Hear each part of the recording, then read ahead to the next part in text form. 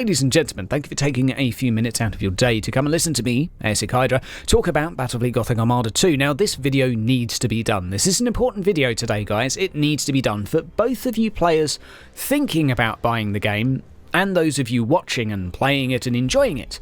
The reason I need to do this is because I feel there is a lot of misinformation which is adding up to a lot of negativity surrounding the balance of the game right now. Now, it's obviously a complicated subject with lots of different ways to discuss balance, no inherent truths as to what is right or wrong, but there are some facts within this game, and I would really like, after having watched a few YouTube reviews and things like this, to just clarify a few things.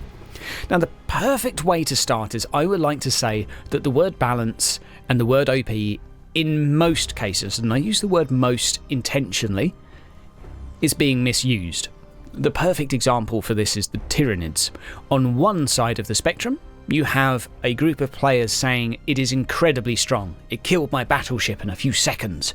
My 2 ships, which comprise my entire fleet, were destroyed and I was left scuttled. It was frustrating and annoying and I didn't like it. And on the other side of the spectrum, you have pretty much everyone that's epic tier and above, which means the 2 higher leagues, saying that Tyranids are bad, they're easy to beat, they're not very good.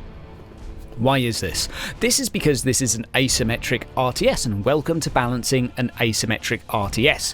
What you will find is that there will be skill steps to beat different factions, and different factions will have different sized skill steps. What I mean by this is there are lessons you need to learn as a player against a Tyranid in order to beat them. If you don't learn those lessons, you won't beat them.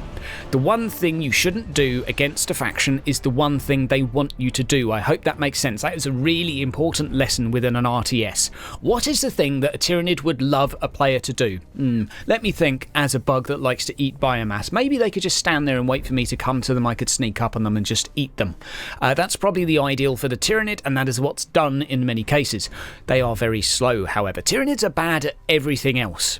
Their fighters used to be pretty good, granted they've been nerfed now, thankfully. But they have one thing going for them, one thing.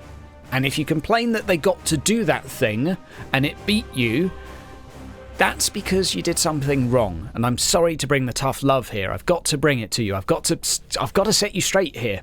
If you got eaten by a Tyranid, you didn't scout well enough. You didn't move away from him. Now, there might be situations with some fleets, like the Mechanicus, where that's pretty hard to do. But in the majority of the cases, it's very doable, and I'm currently playing one of the slowest factions right now, doing pretty good against a pretty decent Tyranid player. Now, he's not the best. There probably are better out there. I made mistakes, he made mistakes, but I think the following gameplay is a decent example of what can be done against them. Once you know where they are, you walk away, you shoot them, and they generally die very, very easily.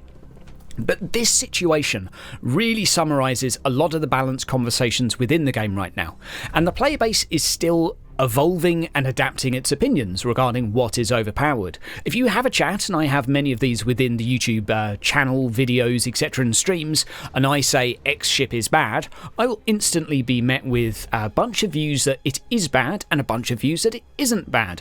And there is certainly a degree of subjectivity here. But there are certainly a lot of uses of the term OP by lack of an understanding of counterplay. And that's really what makes something overpowered or not. If you can counter something, it's not that overpowered. If it has something that you have access to. Now, granted, if you have to take specific tools to counter it, yeah, I kind of agree that that's not a great place for an RTS to be, especially when you can only take a couple of tools and you don't know who you're against. It's a blind pick. Micro warp jump is a great answer to many things. Mass recall for the Necrons.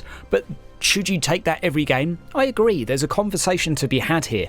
It's maybe a little bit of an issue.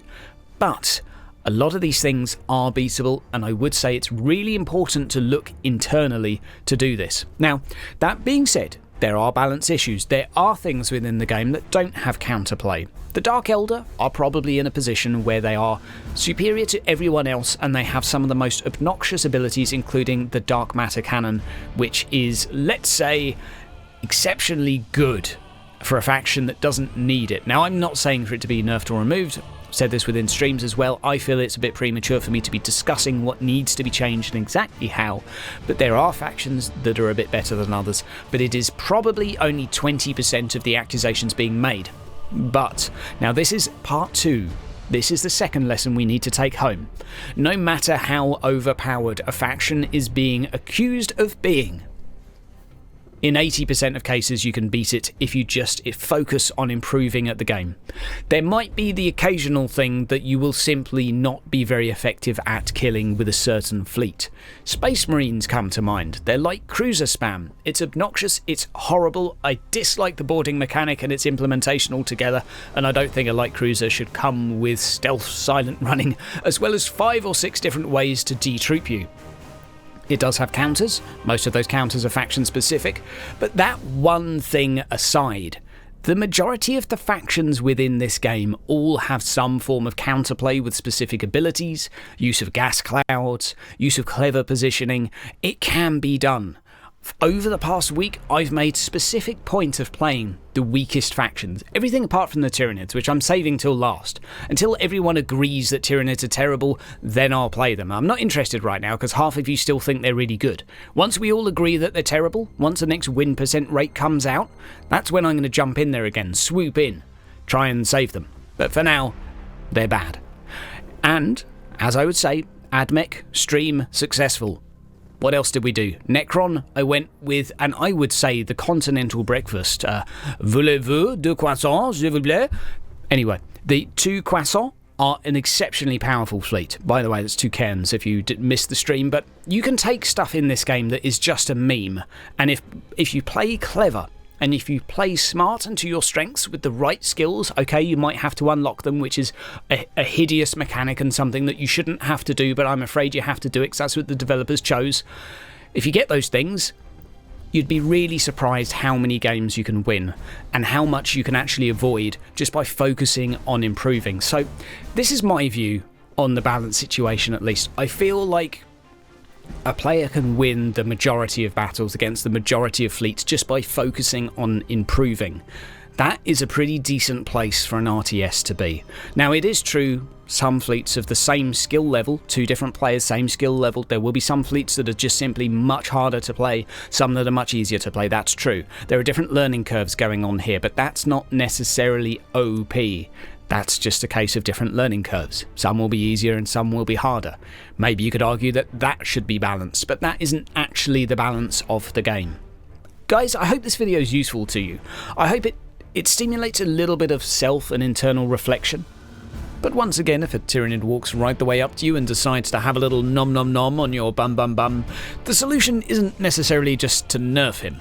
It's to not let him get into that situation in the first place. Guys, you've been listening to Hydra. I hope the video's been useful. I'll see you next time.